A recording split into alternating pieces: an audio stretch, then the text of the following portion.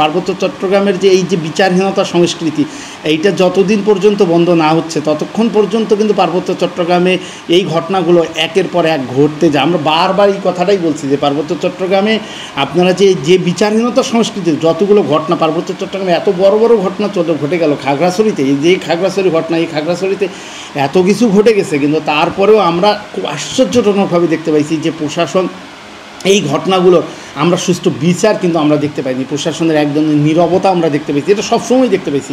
এবং এইটার মূলে যখন আমরা এটা নিয়ে প্রসঙ্গে এই চ্যানেলে আপনারা প্রচুর কথাবার্তা পাবেন, এটা নিয়ে আমরা পুরো বিস্তারিত কথা বলছি। আপনার একটু ঘাটাঘাটি করলে আপনার এটা মানে আপনার অনেকে সময় নেয় না এই জিনিসগুলো, সব বিষয় একদিনে বলা সম্ভব না, কিন্তু এই বিষয়গুলো নিয়ে আলোচনা করা আছে, কাজে এই বিষয়ে আমি গেলাম না। কিন্তু এই যে বাচ্চাটাকে চিটাগং মেডিকেল কলেজে নিয়ে যাওয়া হয়েছে এবং আমরা দেখতে পেয়েছি যে এই বাচ্চাটা ধর্ষণের প্রতিবাদে যখন রাস্তায় খাগড়াছড়িতে, রাঙ্গামাটিতে বিভিন্ন জায়গায় প্রতিবাদ হয়েছে, কিন্তু খাগড়াছড়িতে যখন রাস্তায় নামছে মিলন ত্রিপুরা নামে এক সাংবাদিককে আপনারা দেখতে পাচ্ছেন কীরকমভাবে পিটা।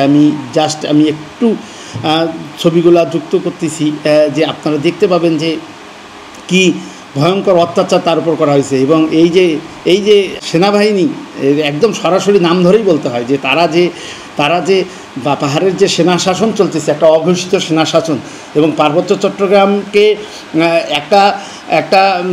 একটা অস্থিতিশীল পরিস্থিতি, এখানে একটা ধর্ষণের বিপক্ষে যারা নামছে সেই জায়গায় লাঠিচার্জের মতো বা এইরকম পরিস্থিতি কিন্তু আসলে ঘটেনি, এমন কোনো পরিস্থিতি ঘটেনি যেখানে এখানে লাঠিচার্জ করতে হবে। এবং দেখেন, ধর্ষককে গ্রেপ্তার করতেছে, সে ধর্ষক হাসতেছে, আর যারা এর বিচারের দাবিতে রাস্তায় নামছে তাদেরকে এইভাবে পিটানো হচ্ছে। কি দুঃখজনক একটা ব্যাপার।